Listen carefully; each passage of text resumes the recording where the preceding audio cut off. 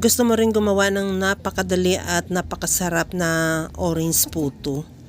Tara, gawa tayo.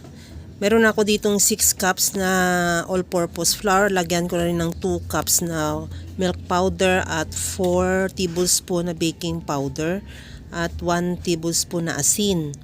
Ihalo lang natin yung ating dry ingredients at itabi muna. Sa isang mixing bowl, mayroon na rin akong 6 na pirasong itlog. Lagyan ko ng 2 cups na asukal at 6 tablespoon na melted butter. Ihalo lang hanggang sa matunaw yung asukal at ilagay ko na yung royal natin. Bali 6 cups instead of tubig. Yan ang nilagay ko, royal. Try nyo rin dahil napakasarap niya at saka napakaganda ng kulay ng ating puto cheese royal. At ihalo lang din natin at pagkatapos yan, ilipat ko na yan doon sa ating dry ingredients.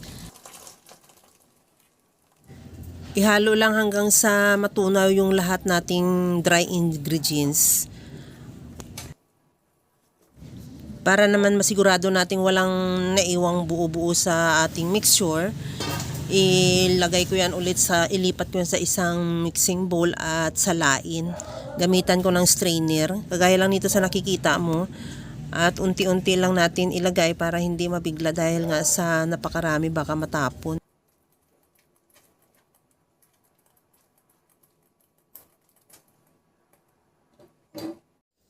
Ito na lahat yung ating puto mixture. Ilipat ko na yan sa molder. At habang nililipat ko yan sa molder, nagpainit na ako ng tubig sa steamer.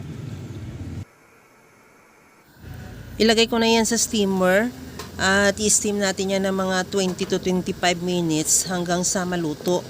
At mayroon din ako ditong cheese, ilagay ko na rin at takpan para malaman na rin natin na luto na.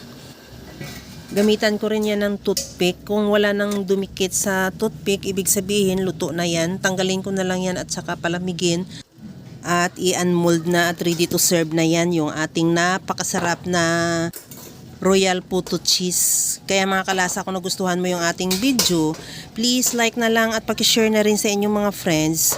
At kung bago ka pa lang sa aking channel, subscribe na at i-click mo na rin ang bell button para sa mga notification. Ito na yung ating puto, napakasarap at napakalambot niya. At tamang-tama lang yung tamis. Okay na to, ready to serve na. Hanggang sa muli mga kalasa. Thank you for watching. Bye-bye!